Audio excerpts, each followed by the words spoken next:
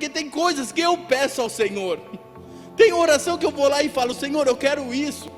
E você vê que o projeto da terra prometida era Deus está falando: eu vou te dar, é eu que quero fazer.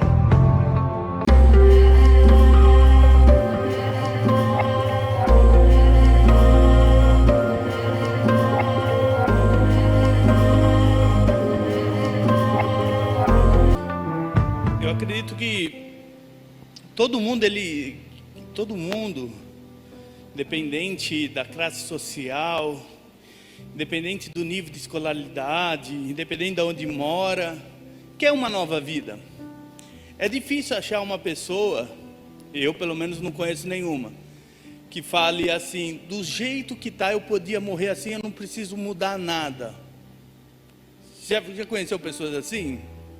Eu não conheci, de pessoas que falam assim: ó, eu não preciso mais de nada, não precisa melhorar. Tem até o ditado que fala assim: se melhorar mais, pior. Já ouviu esse ditado? Mas não, sempre a gente está procurando uma nova vida, uma nova fase, uma nova situação, e por muito tempo a gente ora, busca e fala assim: Deus, eu quero um novo recomeço, eu quero mudar de vida.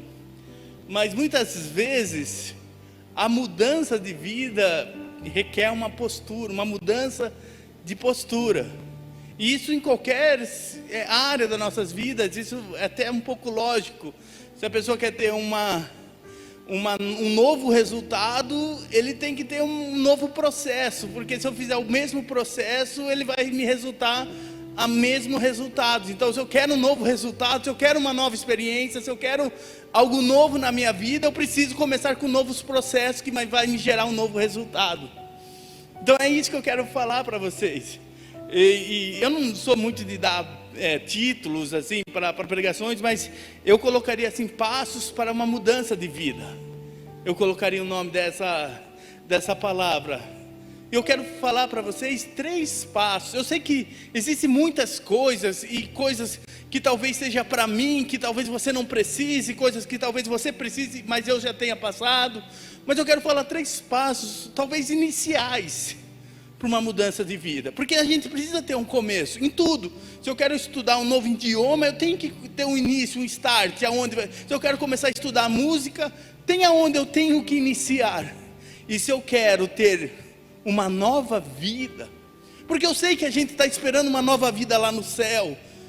Todo mundo aqui está esperando: Jesus, volta, Jesus, abre esse céu, eu quero morar contigo. Eu sei, mas existe uma nova vida aqui nessa terra. Tanto é que Jesus, ele fala que quando você se batiza, quando você ali aceita esse evangelho, quando você começa a viver, você se torna uma nova criatura, uma nova pessoa, um novo nascimento. Então eu preciso ter uma nova vida. Eu não posso vir em uma reunião de domingo, em um culto, e minha vida continua a mesma coisa. Aí muitas vezes eu estou vindo em uma reunião há 40, 50, 60 anos, e talvez minha vida continue a mesma coisa. E aí é até um pouco frustrante, porque a gente sabe que Deus pode. Alguém tem dúvida disso? Que Deus é poderoso? Alguém tem dúvida que Deus quer ver você ser melhor, que Deus quer dar o melhor para a sua vida? Eu não tenho dúvida disso, mas por que às vezes eu não vivo? Parece um paradoxo, parece complexo, mas a resposta está na palavra do Senhor, em seguir alguns passos simples, que muitas vezes nós já sabemos, mas paramos de segui-los. Vamos lá, Deuteronômio capítulo 34, versículo 7. Deuteronômio 34, versículo 7. Ele vai dizer assim, ó: era Moisés da idade de 120 anos, viveu bastante, hein? Quando ele morreu, e os seus olhos nunca se escureceram, nem Moisés perdeu o seu vigor. E os filhos de Israel prantearam, choraram a Moisés 30 dias nas campinas de Moabe, e os dias do pranto, de luto de Moisés se cumpriram. Aí só um pouquinho para frente, no livro de Josué, é um pouquinho para frente, só, capítulo 1, versículo 1. Provavelmente está na mesma página aí da sua Bíblia. Josué 1 diz assim: e sucedeu depois da morte de Moisés, servo do Senhor, que o Senhor falou a Josué, filho de Num, servo de Moisés, dizendo: Moisés, meu servo, é morto. Levanta-te, pois, agora, passa esse Jordão, tu e todo esse povo, a terra que eu dou aos filhos de Israel. Dou o lugar que pisar a planta do vosso pé, vos tenho dado, como eu disse a Moisés. Vamos orar. Senhor, eu te agradeço por esse dia, por essa palavra, por tudo que o Senhor tem feito, Deus. Pai, nós precisamos ouvir a tua voz, e apenas a tua voz. Então vem e fala conosco nesse momento, toma a direção, o controle de tudo que for falado e for feito aqui. É isso que mais queremos, é isso que temos ânsia, Senhor, queremos muito, Senhor, é a tua palavra, Pai. Ansiamos por a tua palavra, no nome do Senhor Jesus Cristo, amém. Você deve conhecer esse texto que eu li de Moisés, pois eu mesmo já preguei e falei sobre esse texto várias vezes aqui, também na rádio, onde tem algo sobre o povo de Israel, que é a morte de Moisés, e isso chocou todo mundo. Moisés estava guiando aquele povo há 40 anos, não era 40 dias ou 40 meses, 40 anos um líder, e Moisés morre. Acaba ali a missão de Moisés, acaba ali o ministério de Moisés, e o povo, ele começa a chorar, e vocês viram ali em Deuteronômio capítulo 34, que eles choram durante 30 dias, então eles sabiam, eles tinham consciência que Moisés morreu, porque eles choraram 30 dias, depois que completou esses 30 dias, o povo não entendeu que passou 30 dias, que já tinha completado o tempo de chorar. Mas você vê que no versículo ele fala: e completaram os dias de luto. Mas o povo ainda continuou na tristeza, porque o ser humano, ninguém é feito para perder alguém. Deus nos fez eterno no jardim do Éden. Esse é o projeto de Deus. Mas como o pecado gerou a morte, então por isso que nós precisamos da nova vida para viver eternamente. Então a separação que nós temos hoje, nós não estamos preparados. Então o povo, por mais que chorou esse luto 30 dias, eles não queriam continuar a caminhada, porque não temos Moisés mais, eu não tenho mais razão para continuar, eu não tenho mais razão para querer ir na terra prometida, eu não tenho mais razão para continuar. É o passado puxando toda uma geração para ficar paralisada. Aí Deus, ele vem para Josué e fala: Moisés, meu servo, é morto. Mas é engraçado porque eles sabiam, mas Deus estava querendo dizer: mesmo Moisés morto, há um novo começo para você continuar a sua vida. O primeiro passo que eu olhei, que eu estava estudando, que eu quero falar para você: não fique olhando para o passado. Não viva as dores, decepções, tristezas em qualquer área do seu passado, porque Deus, ele tem um novo futuro para nós. Olha só, a sua história, o seu passado, todo mundo tem, mas todo mundo também tem um novo futuro. Eu sei que todo mundo tem um passado. Talvez o seu passado pode ter sido muito triste. Talvez se a gente fosse falar de passado, a gente ia ficar um chorando para o outro, contando as histórias. Eu tenho uma história triste quando criança, eu tenho um passado triste quando aconteceu. Mas do mesmo jeito que eu posso ter um passado, eu tenho um novo futuro com Deus na minha vida. Aí qual lado eu vou olhar? Apenas para o meu passado. Uma geração inteira, um país inteiro olhando apenas para o passado. Mas Deus falou, realmente, Josué é morto, mas olha para o seu futuro que Deus está preparando para você.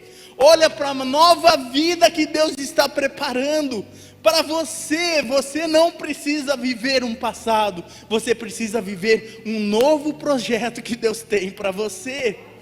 Não é a circunstância que dita a regra na minha vida. Eu sei que parece que abala nossas vidas, coisas que vêm e não temos controle.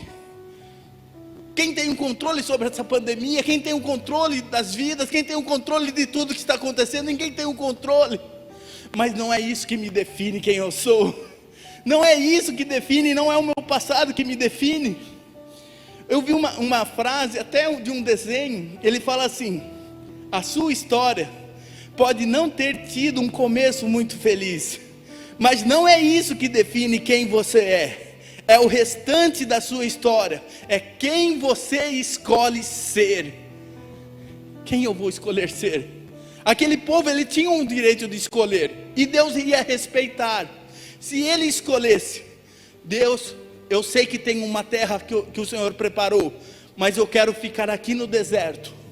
Eu quero ficar do lado errado do Jordão, aqui paralisado. Deus não ia obrigar eles a irem. Eles iam ficar lá, eles talvez tivessem seus filhos, eles iam plantar, colher, iam viver. Você pode viver assim, mas eu estou falando que Deus está falando, realmente passou o tempo, completou o tempo dos prantos, completou o tempo, esses 30 dias, esse período de tristeza. Deus tem uma nova história. Não olhe para o passado, olhe para o seu novo futuro. É isso que Deus está falando. E isso não é algo apenas de uma força de expressão, é a palavra do Senhor. É a palavra do Senhor que tem novas promessas para nossas vidas, tem algo novo. Eu não posso ficar paralisado, eu tenho que continuar confiando no Senhor. Tem uma música que fala: se Deus fizer, Ele é Deus. Se Ele não fizer, Ele é Deus. Entende esse sentimento? Fala, não, independente da situação que eu estou vivendo, eu quero continuar confiando em Deus. Mas eu não estou entendendo, talvez aquela geração não entendeu. Se tivesse alguém que merecia, olhando essa história, se tem alguém que merece entrar na terra prometida, não seria Moisés? Ele que iniciou, ele foi o primeiro a acreditar, ele que foi que falou com o faraó, ele que fez tudo.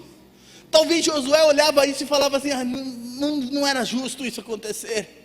Não, eu quero parar, eu quero desistir, eu estou triste.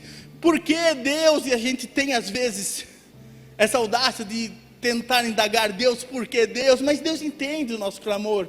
Hoje Ele está falando, eu vou ser contigo, eu não vou parar. Como eu fui com Moisés, assim serei contigo. Todo lugar que você vai pisar a planta do vosso pé, eu tenho dado. Como eu fui com Moisés, eu serei contigo. Ninguém te susterá a ti. Todos os dias, como eu jurei a Abraão, Isaque e Jacó, dizendo, a tua semente a darei. Mostre e verás com teus olhos para lá. Olha só como Deus, Ele fala, não importa, eu ainda vou ser contigo.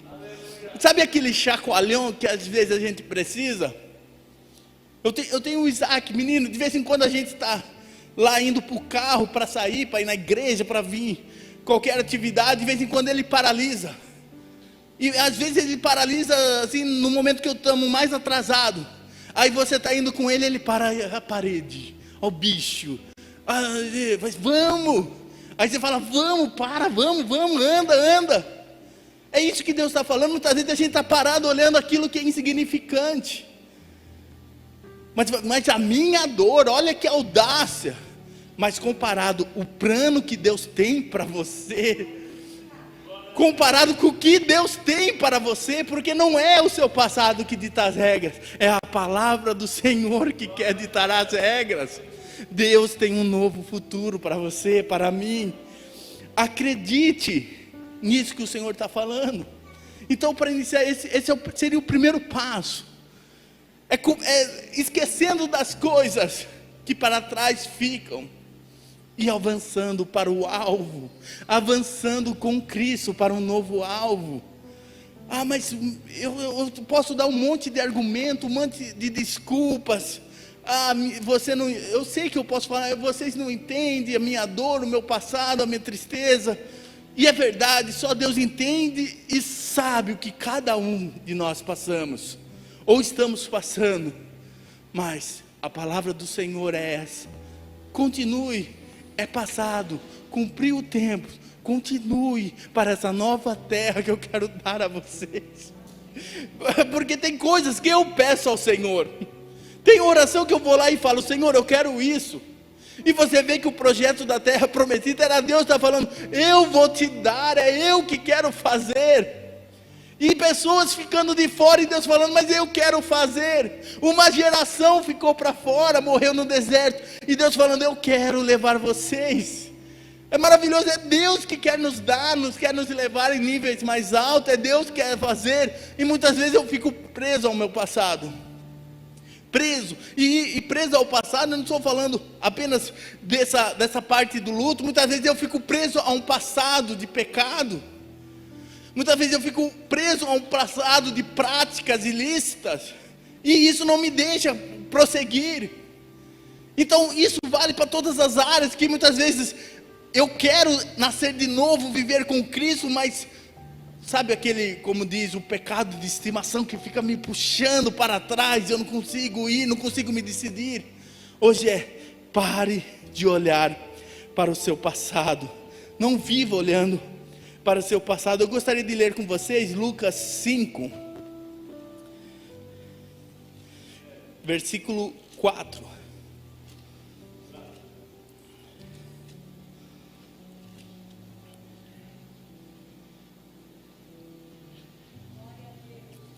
A pesca maravilhosa.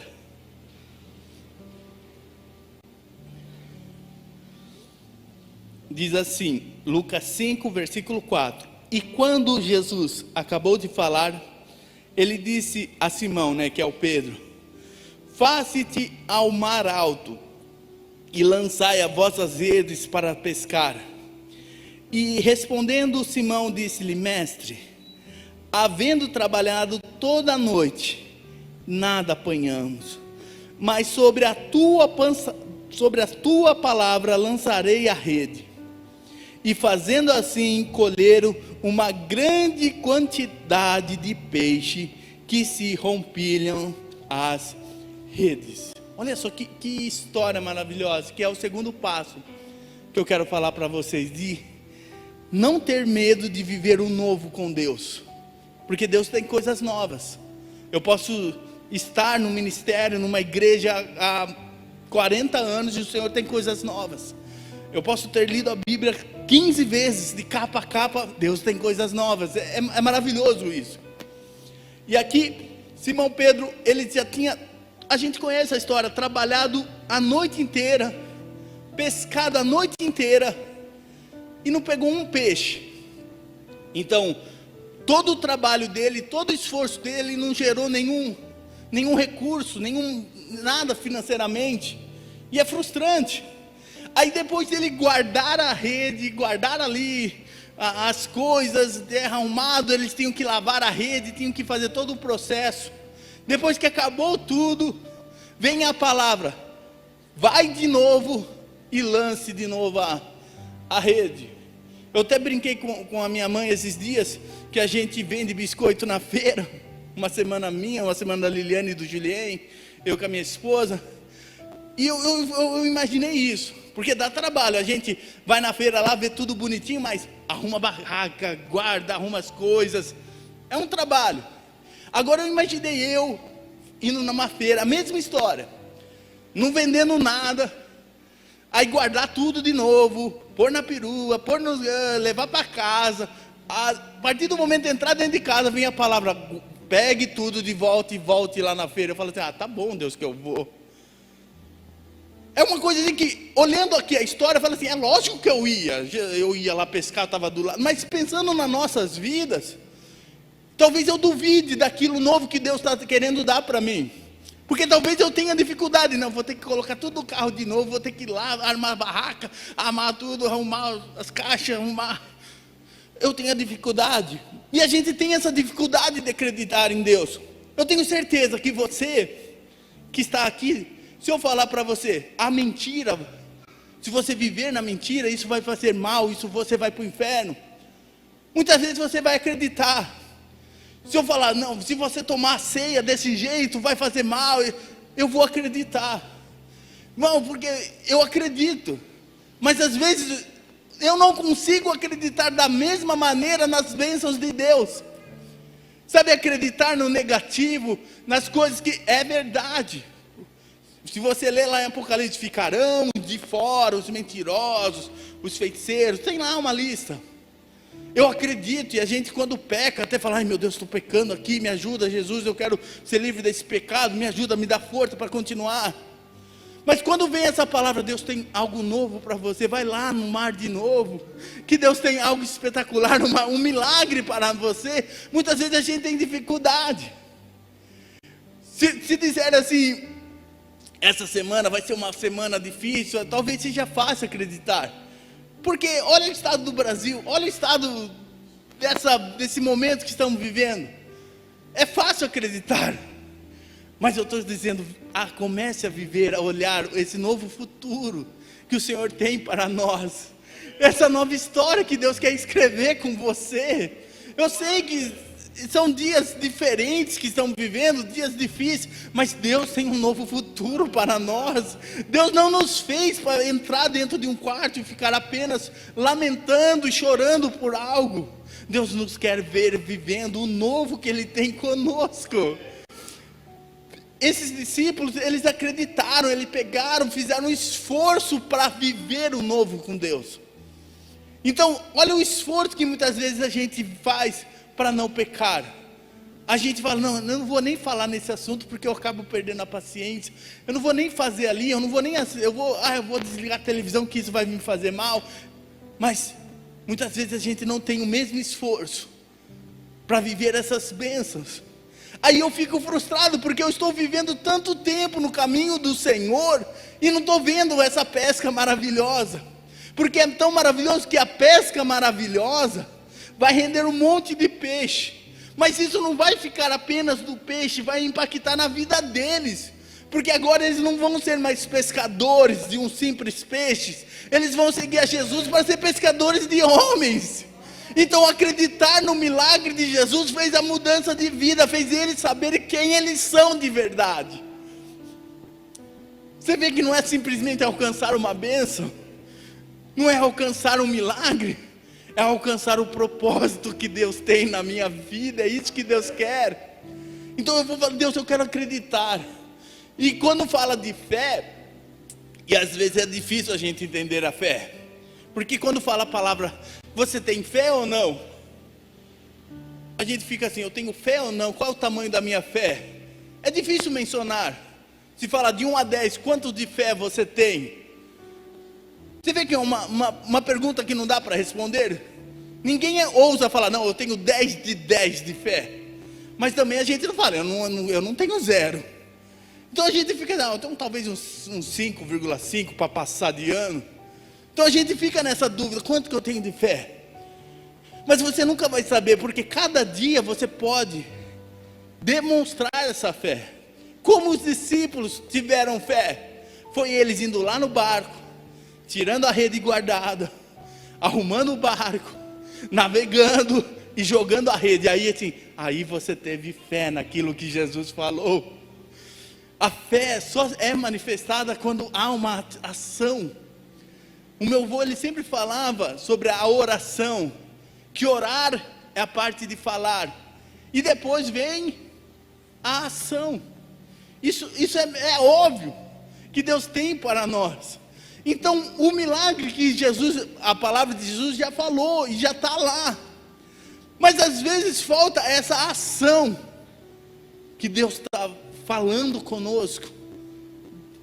Coloca no barco, vai lá. Como Pedro, quando ouve a palavra de Jesus, vem Pedro, lembra lá que Jesus estava andando sobre as águas, e Jesus fala, vem, a palavra já estava liberada, faltou a ação para se cumprir. aquele milagre. Então Pedro, ele pula do barco e começa a andar sobre as águas. Será que isso que você está buscando, será que não falta isso? De pular no barco e começar a andar com Jesus Cristo? Eu sei que o ser humano normalmente gosta de andar na zona de conforto. Todo mundo tem uma zona de conforto. Todo mundo tem uma zona ali que se sente confortável, que eu quero viver. Que tá bom. Estava bom no barco, ainda mais que Jesus estava vindo, andando sobre as águas. Estava bom, a solução já estava vindo, não ia morrer mais afogado, afundar o barco. Mas Jesus tem uma palavra: vem, viva algo que ninguém está vivendo, viva algo que poucos vão viver, viva algo que eu tenho só para você. Então tenha essa ousadia de falar: eu vou pular desse barco e andar com Jesus, eu vou pular dessa situação e vou andar com Jesus. Não deixe a incredulidade, ou talvez as dúvidas do passado, porque quer uma resistência nossa, é você ter errado, falhado no passado, e a mesma situação vir de novo. Como isso muitas vezes nos prende. Sabe, você tentar fazer uma coisa que você já falhou. Sabe, eu vou fazer, mas eu já tentei uma vez e não deu certo. Como isso muitas vezes nos prende. E eu volto a falar de passado, que por causa de coisas que aconteceram, eu não consigo dar esse salto de fé. Mas o milagre de Jesus já está pronto para nós. Sabe, para nós se conhecermos de verdade, sabermos quem nós somos, nós precisamos dar esse salto e falar: eu vou começar a acreditar em Jesus, eu vou começar a acreditar nessa palavra que Ele tem para nós. No Salmos 37, não precisa nem abrir, capítulo 3, ele fala, Salmos 37, versículo 3, ele diz assim: confia no Senhor e faze o bem, e habita na terra e alimenta-te da verdade. Olha só o que ele fala: confia no Senhor e faz o bem. E aí sim você vai habitar nessa terra de verdade, você vai comer dessa verdade, porque muitas vezes a gente sabe sobre a verdade, conhece a verdade, mas a gente não experimenta essa verdade. Tem muitos pratos de comida que você já deve ter ouvido falar, que você deve ter vontade de experimentar, mas quando você vê o preço daquilo, você fala: não, talvez não seja para o meu nível, talvez não dê para me comer. Mas você fala assim: ai, que vontade de comer isso. Entende? É isso que Jesus está falando: confia no Senhor, faz o bem, e você vai realmente habitar e vai se alimentar disso que você está vivendo. Confia no Senhor, faz o bem, habita na terra e alimente da verdade. Então tem uma verdade absoluta, que não é imutável, pronta para a gente viver, pronta para a gente comer, pronta para a gente ali estar junto, sabe, se deliciando naquilo. E muitas vezes a gente fica só olhando aquilo tão delicioso para se viver, que Jesus já nos preparou. Eu lembro de reuniões que eu ia, representando a empresa que eu trabalhava, e era um café da manhã, e nessa reunião ia pessoas assim, donos de empresas, e eu era o funcionário, tinha acabado de sair de estagiário. Aí quando o patrão não ia, um dos funcionários tinha que ir, e muitas vezes era o meu dia. Mas eu ia, era num hotel chique, lá em Sorocaba, e tinha uma mesa assim preparada, e eu tenho um pouco de timidez. Aí tinha aquela mesa assim cheia de doce, sabe aquele café da manhã de hotel? Cheio de doce, pão, presunto, aquela mesa assim farta. Adivinha o quanto eu comia dessa mesa? Eu não comia nada.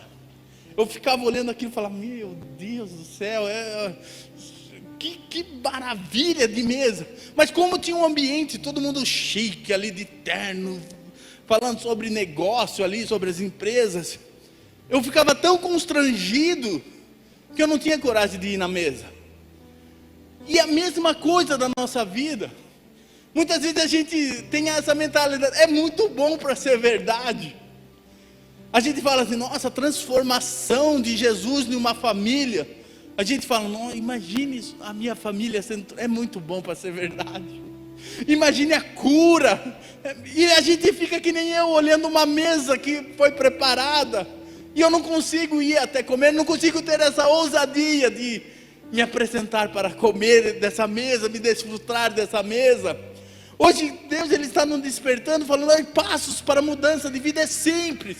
Comece a acreditar e ter ousadia para comer, para experimentar desse evangelho que é verdadeiro, que ainda é real. Sim, é real. Jesus cura, como diz, o lema, cura, batiza com o Espírito Santo, ele sara, ele liberta, ele expulsa demônios, ele faz, ele é o mesmo, ele não mudou. Ele liberta a pessoa da droga, ele livra as pessoas da morte, ele faz, ele cura, ele liberta, ressuscita, ele não mudou.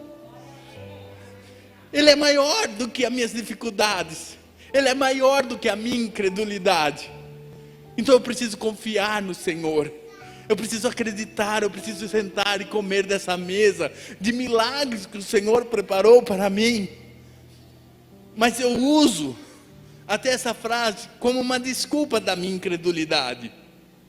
Eu olho qualquer situação na minha vida e falo, se Deus quiser, vai acontecer. Mas existem coisas que Deus quer e já falou conosco, e a minha incredulidade impede de eu viver esse novo com Deus. Já viveu, já deve usar essa expressão, se Deus quiser, Ele vai curar.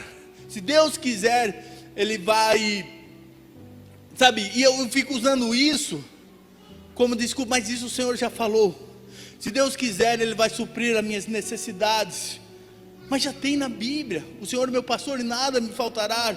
E o Deus, Ele há de suprir em glória todas as minhas necessidades através de Cristo Jesus. Então eu não preciso ter medo. Então não é se Deus quiser, Ele quer suprir as minhas necessidades. Ele não quer que eu viva com falta de nada. Entende? É isso que eu estou falando. Não sei se vocês conseguem entender. Coisas que Deus já nos preparou, já nos deu, já conquistou na cruz e eu não consigo. Se Deus quiser, um dia eu vou ter paz no meu lar. Olha a bobeira. Se Deus quiser, eu vou ter paz. Ele já comprou, Ele já nos deu. É uma paz que excede todo entendimento, que guarda a minha mente e o meu coração em Cristo Jesus. Eu já tenho essa paz. Eu não preciso, o Julián falou sobre ansiedade, eu não preciso mais viver ansioso, lançando sobre Ele toda a vossa ansiedade, porque Ele tem cuidado de nós. É muita promessa, é uma mesa cheia para nós. O salmista Davi, ele falava, prepara uma mesa perante mim, na presença dos meus inimigos. E muitas vezes a gente tem interpretação, pelo menos eu entendi errado esse versículo, porque eu pensava que Davi falava assim, prepara uma mesa para mim, na presença dos meus inimigos, que eu vou comer e todo mundo vai me ver e ha. Sabe aquele espírito de, eu consegui, olha aí, você não. Mas não, na presença, quer dizer, essa mesa vai ser compartilhada. Porque quando a pessoa tem a vida mudada, quando eu realmente ter a minha vida mudada, aqueles que estão em volta de mim, a vida também começa a ser impactada. Pode ver uma pessoa quando começa a ser impactada por Deus, aquele lar começa a ser impactado. É maravilhoso. É maravilhoso isso que Jesus tem para nós. Não é algo individual, é algo para toda a nossa casa, toda a nossa família, todo lugar que a gente for. Como ele falou, todo lugar que você andar, que você pisar, a planta do vosso pé eu vos tenho dado. É uma bênção que é extensiva. Confie no Senhor, acredite nele. Gostaria para terminar, ler lá no livro de Hebreus, capítulo 12.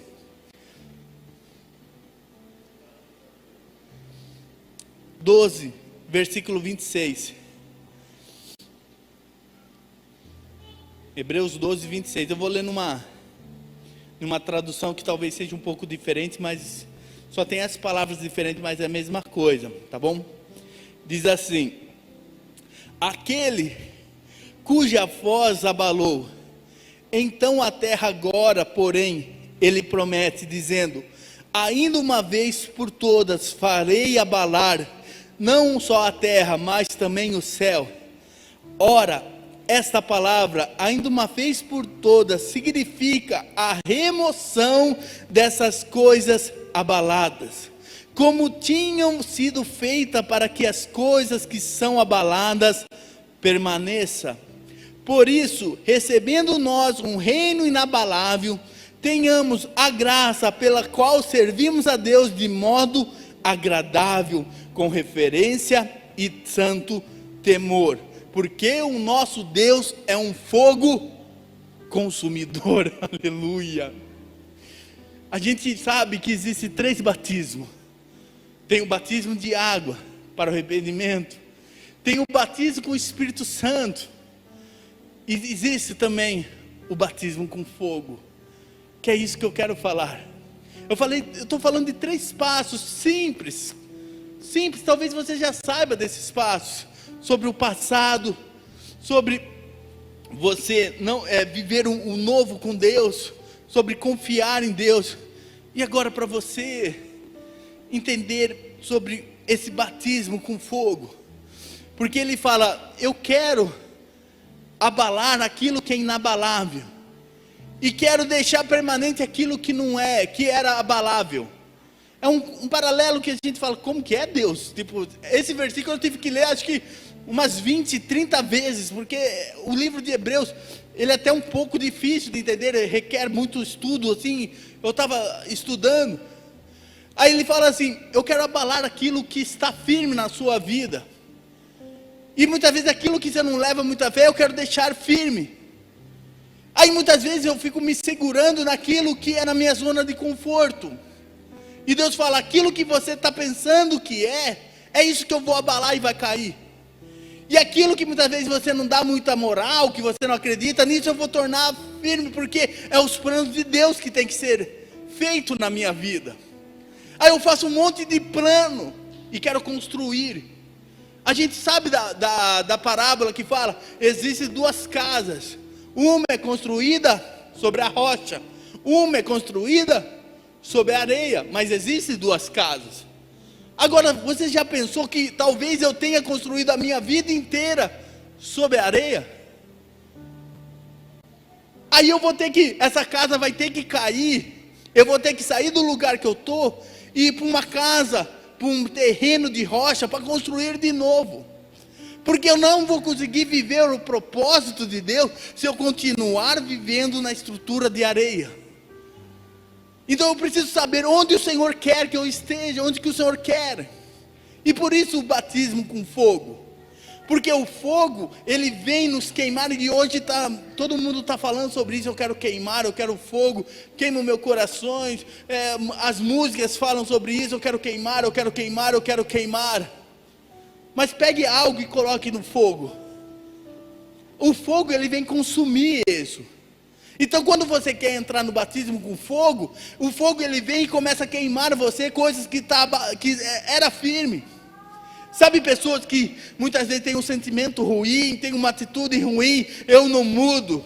Aí o fogo de Jesus começa a queimar esse coração, e aquele sentimento ruim, aquela atitude ruim, aquela personalidade começa a derreter no fogo de Jesus, e começa a estruturar uma nova pessoa por esse fogo. O ouro é assim. O ouro não tem que passar pelo fogo, não tem que derreter para se tornar ouro. Sabe, o vaso, o barro, não tem que passar pelo fogo para se manter uma estrutura.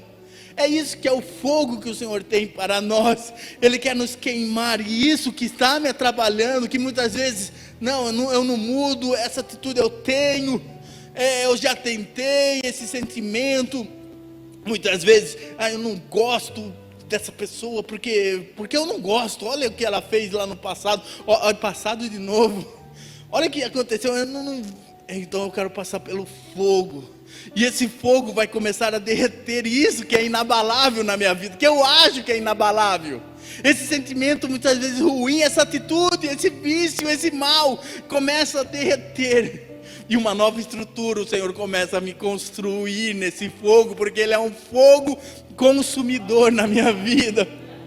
Então eu posso me livrar do passado, eu posso confiar em Deus, mas eu preciso do fogo do Senhor para ser purificado e ser estruturado no seu caminho. Não podemos mais viver um evangelho de teoria, precisamos viver um evangelho do fogo, do poder de Deus. Porque eu posso ter a mesma atitude de 30 anos atrás, Deus vai me permitir. E talvez eu vá para o céu dessa maneira, mas Deus, Ele quer nos fazer uma nova pessoa. Eu quero passar por esse fogo consumidor. Mas vai doer no processo. Mas é melhor doer agora e eu ter uma nova vida do que eu continuar da mesma maneira. Porque eu disse no começo, se eu quero ter uma nova vida, eu preciso ter novos processos, novos passos para viver o novo de Deus. Deus está pronto para nos dar um novo futuro. Sabe, nessa semana, fala assim: Deus, eu quero experimentar desse fogo. Eu quero, Senhor, ser queimado por Ti, Jesus. Sabe, tira isso que está ruim de mim, Senhor. Tira os sentimentos, tira os pensamentos. Tira aquilo que muitas vezes eu achei que eu nunca ia mudar, Senhor. Tira de mim, porque eu quero, Senhor, passar por esse fogo. Eu quero ser construído de novo contigo, Jesus, e me tornar um contigo, meu Deus.